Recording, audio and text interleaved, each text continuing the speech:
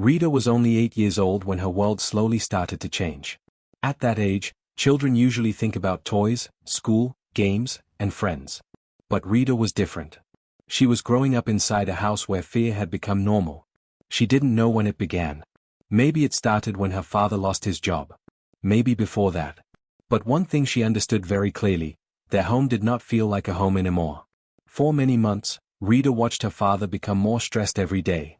He woke up with a heavy face and slept with a heavier heart. He tried to smile sometimes, but even that smile looked tired. Rita was too young to understand problems like bills, rent, responsibilities, or society's pressure, but she understood emotions. She could feel that something was breaking inside him. Every evening, her mother tried to keep the house calm. She cooked dinner, cleaned everything, helped Rita with homework, and tried to talk softly so her husband would not get annoyed. But stress is like a storm, silent at first, then suddenly loud. And slowly, their father's anger began to grow louder. At first, it was small things. He would complain about food, electricity, noise, or even the weather. But then, the shouting began. Rita always hated shouting. She would cover her ears with her hands. She wished the walls of the house were thicker so she wouldn't hear anything. She wished the nights didn't carry voices or anger. Sometimes she wished she could just disappear under her blanket and stay there forever. One night, things became worse. Rita was trying to sleep, hugging her small pillow, when she heard her father's voice explode in the other room. It wasn't just anger. It was frustration, helplessness, and something darker. Her mother tried to calm him down the way she always did, but her soft voice could not fight such loud anger. Rita felt her tiny heart beating fast. She felt her hands shaking. She wanted to cry, but she held her tears because she didn't want to make noise. She slowly pulled the blanket over her head. She tried to breathe slowly. She counted numbers in her mind. She prayed silently, again and again, "Please stop, please stop." The shouting went on for a long time. When morning came, the house was silent again, but it wasn't a peaceful silence. It was the kind of silence that comes after a storm. A silence where no one talks, no one smiles, and everyone pretends everything is normal when it's not. Rita walked into the kitchen and saw her mother standing near the stove, staring at nothing. Her eyes were red. She looked tired, like she had not slept at all. Rita quietly sat down. She did not know what to say. She did not know if she should ask something. She only knew one thing: her mother was hurting. Her father sat in the living room, holding his head. He didn't look angry anymore. He looked broken. As if he knew he had said and done things he shouldn't have. He didn't look at Rita. He didn't look at anyone. Rita's mother served breakfast, but no one ate properly. The silence stayed with them the whole day. The next night, things got worse again. This time, Rita heard banging sounds. She heard something fall. She heard her mother crying. Rita's body froze. She felt like she couldn't move. She wanted to run to her mother, but she couldn't walk. Her legs felt weak. She stayed inside her room, shaking. Hours passed. When morning came, her mother had a small bruise on her arm. She hid it under her sleeve, but Rita saw it. And that was the moment she realized something very serious: their home was not safe anymore. That afternoon, her mother quietly went into the bedroom and took out a small bag. She carefully placed 3 shirts inside, 2 pants, some money, and Rita's school notebook. She didn't pack many things because she didn't want her husband to know. She looked at Rita and whispered softly, "Beta, we are going somewhere." Rita did not ask where. She simply nodded. She trusted her mother. She knew that if her mother said they needed to leave, then something very bad could happen if they stayed. Her father was sleeping on the sofa, tired from the night's stress. Her mother gently held Rita's hand and walked out of the house. They didn't look back. They didn't say goodbye. They didn't leave a message. The sun was bright outside, but inside Rita's heart, everything felt dark. She walked silently beside her mother, holding her hand tightly. Her mother didn't speak, but Rita could hear her breathing fast, as if she was scared someone might call them back. They reached her aunt's house. Her aunt was shocked to see them arrive without warning. She hugged Rita's mother and said, "Why did you leave your home?" Her mother didn't answer properly. She just said, "We needed a safe place." Rita's aunt understood. She didn't ask too many questions. The next few days were calm. Rita played with her cousins. She slept without hearing shouting. She ate food without fear. But even in safety, she couldn't stop thinking about her father. She worried if he was okay. She wondered if he was angry. She wondered if he would come searching for them. One evening, Rita overheard a conversation between her aunt and her mother. They didn't know Rita was listening. Her aunt said, "Are you planning to go back?" Her mother stayed quiet for a long time before answering, "I don't know. I don't want my daughter to grow up in fear. But I also don't want her to grow up without a father. I'm trapped." These words stayed in Rita's heart for many days. A child's heart is small, but it carries more feelings than people think. Rita didn't understand the meaning of trapped, but she knew it meant her mother was hurting inside. As days passed, Rita noticed her mother checked her phone very often.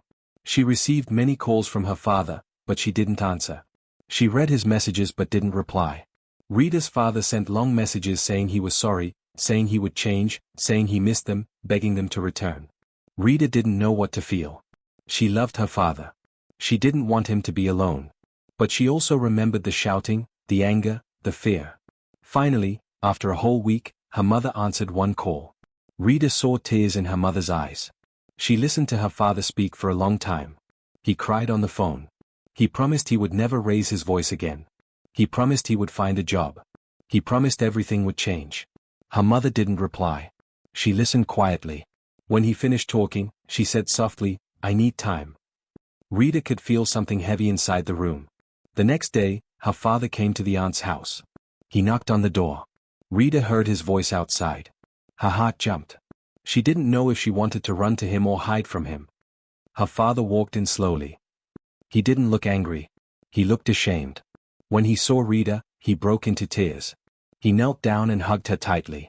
Rita felt confused but emotional. She hugged him back, but her hands trembled. He apologized again and again. He told her mother he would change. He begged them to come home. Rita's mother didn't answer immediately. It took hours of talking, but in the end, her mother agreed to give him one last chance. Not because she fully trusted him again, but because she wanted. But even though the house was the same, nothing felt the same. Rita walked in slowly.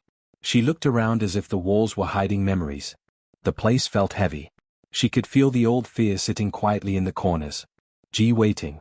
And she had no idea that the real darkness hadn't even started yet. Raza did not sleep that night. He sat on the edge of his bed, staring at the wall, his mind filled with the sound of Saba's voice. Every time he closed his eyes, he saw her running barefoot through the house, laughing, calling him by, pulling his sleeve and asking him to play. He remembered how she used to hide behind the curtain when she got scared of thunder. He remembered how she told him she wanted to be a teacher one day. The more he thought about her life, the more the truth of her death broke him from inside. He kept feeling that he had failed her. Not as a brother, not as family, but simply as a human who could not protect someone he loved. The guilt crawled through his chest like a slow fire. He whispered her name again and again, hoping she could hear him somehow. But the silence of the night only made the pain heavier. The next morning, Raza stood again at the police station. He had not eaten anything. His eyes were red, but his voice was firm. He wanted answers. But the officer gave him the same cold reply, "We are trying." Those words made Raza feel sick. Trying was not enough. Trying did not bring back Saba's life. Trying did not catch the man who had done this to their family. He walked out of the station with shaking hands. The street was loud, cars honking, people walking, everyone busy with their own lives. And for a moment, Raza wondered how the world could continue as normal when his whole world had been torn apart. He felt like shouting, but no one around him even knew what he was going through. This loneliness cut deeper than any knife. As he reached home, his mother was sitting on the floor, staring at Saba's picture. Her eyes had no tears left, they were empty, like someone had taken the light from her soul. She did not speak when Raza entered. She only looked at him, and in that single look, he felt everything: pain, fear, and a silent question: why did this happen to us? Raza sat beside her and held her hand. They did not talk. They simply breathed in the same sadness. Later that evening, Raza received a phone call. It was a strange man, speaking in a low voice. "Stop searching," the man said. "Forget what happened. You don't want to lose another family member." Then the call disconnected. Raza stood frozen. His heart pounded so loudly he could hear it in his ears. Someone was watching them. Someone was warning them. Someone was trying to hide something. He thought of telling the police, but deep inside he knew they would say the same thing again: "We are trying." Raza realized that whatever was happening was bigger than he first thought. Someone powerful, someone with influence, someone dangerous was involved. He could feel it in his bones. That night, he went to Saba's room. Her books were still on the shelf, her dresses still hanging behind the door. Her favorite soft toy was still on the pillow. Everything looked the same, yet nothing felt the same. He sat on the floor and touched the book she loved reading. One book fell open on a page with her handwriting. She had written a small sentence, "One day everything will be okay." Raza's heart cracked. He whispered, "But nothing is okay, Saba." As he sat there, a strange thought grew inside him. What if someone Saba knew was involved? Someone who had seen her growing up? Someone who knew the family, the house, the routines? The call, the silence from the police, the way the case was being pushed aside, all of it pointed toward one thing. The killer was someone confident he would not get caught. Raza decided he would not wait anymore. He began talking to neighbors, shopkeepers, anyone who might have seen something. Most people were scared. Some refused to talk. But one old shopkeeper hesitated, then whispered, "I saw a black car that day. Not from around here. It stayed for a long time. The man inside kept watching your street." Raza asked him to describe the man, but he said he only saw the shadow. It wasn't much, but it was something. Later that week, another clue came, this time from a girl in the neighborhood. She told Raza she had seen Saba crying a week before her death. When he asked why, she said Saba told her, "Someone is bothering me. Someone I can't tell anyone about." Raza's heart tightened. Why hadn't she told him? Why had she been so scared? He felt anger and sadness mixing inside him like poison. Raza went through her phone again, searching for anything unusual. Most of her messages were normal, but there was one number with no name saved. The chats were deleted. Completely empty. The number called Saba many times, the last call only a few hours before she disappeared. Raza tried calling it, but it was switched off. He felt like he had reached the edge of a truth that someone wanted to bury forever. Days turned into nights, but Raza did not give up. He became quieter, more focused, more determined. His mother tried to make him rest, but he couldn't. Every time he closed his eyes, he remembered the threatening phone call. He remembered Saba's handwriting. He remembered the silence of the police. He remembered the fear in her last days. This was no random crime. This was a planned act. Someone had followed her. Someone had waited. Someone knew exactly when she would be alone. Raza felt a cold shiver run down his spine as he connected each piece slowly. One evening, as Raza was returning home, he saw the same black car parked at the corner of his street. His breath caught. The windows were tinted. The engine was running. His heart raced. He stepped closer, trying to see who was inside. But the moment he reached near, the car sped away. Dust rose from the road as the car disappeared into the night. Raza understood one thing very clearly. The person watching him was the same person who had killed Saba. And now that person knew Raza was getting too close. He stood in the middle of the road, trembling, but determined. He whispered to himself, "I will not stop. Not until I find you." The night wind blew against his face, and for the first time since Saba's death, he felt something. Not fear. Not grief. But a burning fire of justice.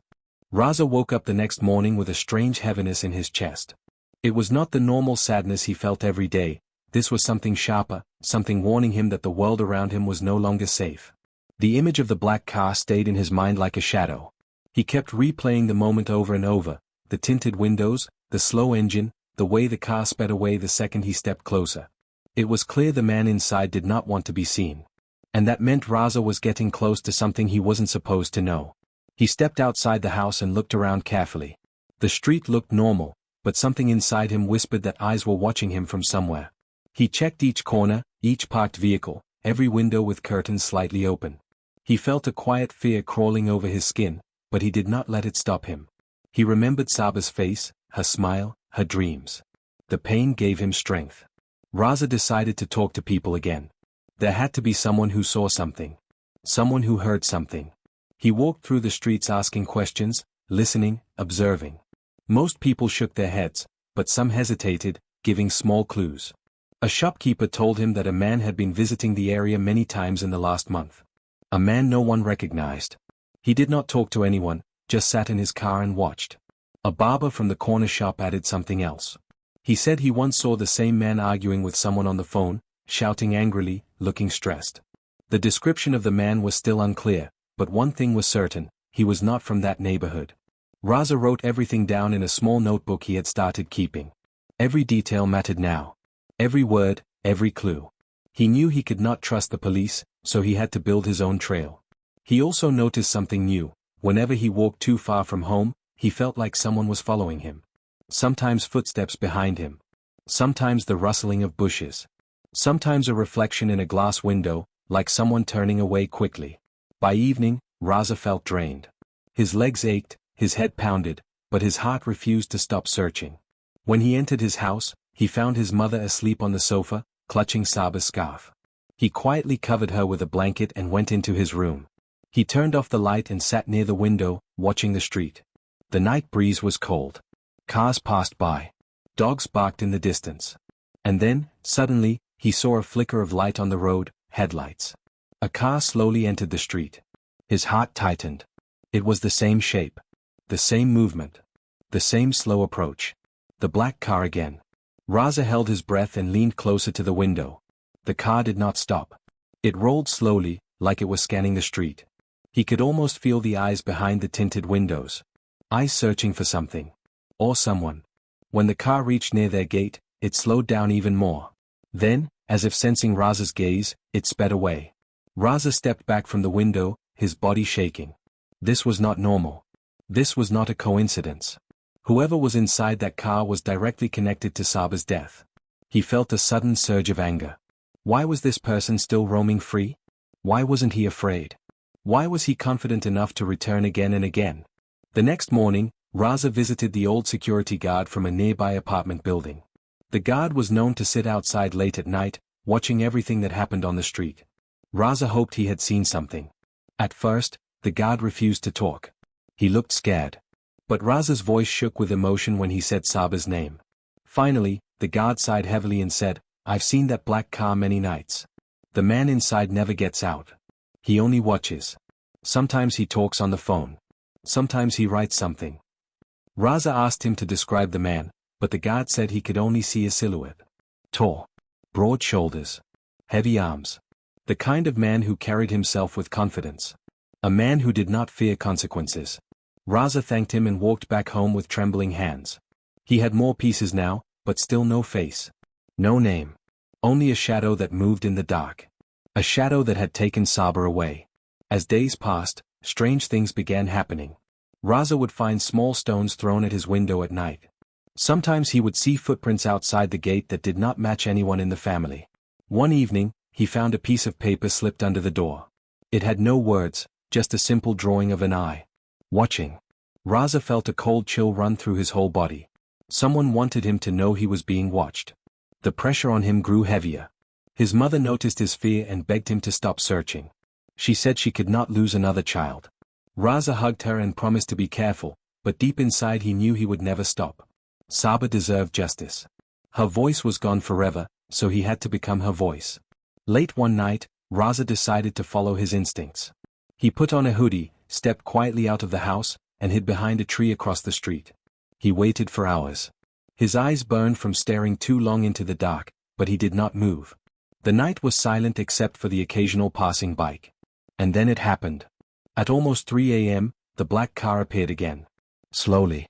Quietly. Like a ghost sliding through the street. Raza's heart began racing, but he stayed still. The car stopped near the same corner. The engine stayed on. No one came out. Raza could see a shadow moving inside. For a full minute, nothing happened. Then the window rolled down, just an inch. A faint glow of a phone screen shone through. The man inside seemed to be taking pictures of Raza's house. Raza clenched his fists. He wanted to run at the car, but he forced himself to stay quiet. If he moved, the man would escape. He needed to think. He needed proof. He grabbed his own phone and tried to record, but from that distance, the camera only caught blurry shapes. Before he could get closer, the car suddenly sped forward. Its tires screeched against the road. Raza ran after it, shouting, but the car disappeared into the darkness. He stood alone under the streetlight, chest heaving, heart breaking. The killer, or someone connected to him, was taunting him. Playing with him. Making him chase shadows. Raza felt tears burning in his eyes. For the first time in weeks, he felt truly defeated. He fell to his knees on the road, whispering Saba's name again and again. The pain inside him felt unbearable. But then, slowly, something changed. As he knelt there, breathing heavily, he realized something important. The killer was coming back again and again because he was scared. Nervous. Afraid Raza would uncover the truth. This meant Raza was close. Closer than ever before. He stood up slowly, wiped his tears, and looked at the empty road. "I'm not scared of you," he whispered into the night. "And I will find you." The wind blew softly through the street, carrying his words into the darkness. Raza woke up the next day with a different kind of fire inside him. He was tired of being scared. He was tired of waiting for answers. He was tired of the black car haunting his nights like a moving shadow. He knew one thing for sure now: the man following him was getting desperate, and desperate men made mistakes. Raza hoped today would be the day he finally found the truth. He left home early in the morning without telling his mother. The sky was still gray, and the cold wind touched his face. He kept looking around, watching every movement, every sound, every car that passed by. He walked to the areas where Saba used to go. Schools, small streets, parks, shops, anywhere that could hold a clue. He spoke to people again, hoping someone had remembered something new. Hours passed, and Raza felt like hope was slipping away. He sat on a bench in a quiet park, staring at the ground. His hands shook slightly. He felt like he had reached another dead end. The weight on his chest felt heavier than ever. Just then, a little boy walked by holding a balloon. For a moment, Raza imagined Saba walking beside him, laughing, holding the same balloon. The thought broke him and strengthened him at the same time. He wiped his tears and stood up. He had to keep going. When he reached the main road near the market, a familiar feeling crawled up his spine. He turned slightly and saw it again, the black car. Parked at a distance. Not moving. Not honking. Just watching. Raza's heartbeat doubled. This time, he did not panic. He did not run. He pretended he didn't see it and kept walking. He walked slowly, letting the man believe he wasn't suspicious. But inside, Raza was calculating. Every shop corner. Every turn. Every alley. When he turned into a narrow street, he quickly hid behind a wall. He waited quietly, breathing slowly. After a few seconds, the black car entered the street. This time, the driver rolled down the window a little more. Raza could see a blur of a face. Not fully. Not clearly. But enough to know this man was not young. He had a thick beard. A strong jaw. Serious eyes that scanned the street like a predator. The moment the car slowed, Raza stepped closer silently. But before he could get a better look, the car accelerated again. It moved out of the street and disappeared into the main road. Raza felt frustration punch his stomach. He had been so close. So close to seeing the man clearly. But he wasn't giving up. Not today. He took a rickshaw and followed the direction the car went. The streets grew busier. People shouted, vehicles honked, life moved fast around him. Finally, after several turns, Raza spotted the black car again. It was parked outside an old warehouse. Raza told the rickshaw driver to stop far away. He didn't want the man to see him. He stepped out quietly and hid behind a broken wall. His heart raced as he watched the warehouse. The door opened slowly. The man stepped out. This time, Raza saw more: dark clothes, heavy boots, broad shoulders.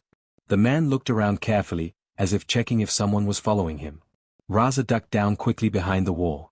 When he peeked again, the man was gone inside the warehouse. Raza felt sweat on his forehead. His hands were shaking. This was dangerous. If he went inside, anything could happen. But he remembered Saba's smile. Her dreams. Her fear in the last days. The pain she must have felt. That was enough. Raza took a deep breath and moved toward the warehouse door. Inside, the air smelled like dust and old metal. The place was dark except for a single yellow bulb hanging from the ceiling. Raza walked slowly, carefully, listening to every sound. Then he heard voices. 2 men talking. He hid behind a stack of boxes and listened. One voice was deep, it sounded like the man from the car. "He is getting too close," the man said. "He won't stop looking." The second voice replied, "Should we scare him again?" "No," the first man said. "We need to finish this. If he finds out who paid us, everything will fall apart." Raza's breath caught in his throat. Paid us. This wasn't just a killer. This was a hired act. Someone had ordered Saba's death. Someone who knew her. Someone who wanted her silenced. He forced himself to stay calm, but his body trembled. He had to hear more. The first man spoke again. "Just be ready. Tonight, we deal with him." Raza's heart skipped. Tonight. They were planning something for him. He slowly stepped back, but his foot hit a small tin can. The sound echoed through the warehouse. The voices stopped. "Who's there?" the deep voice shouted.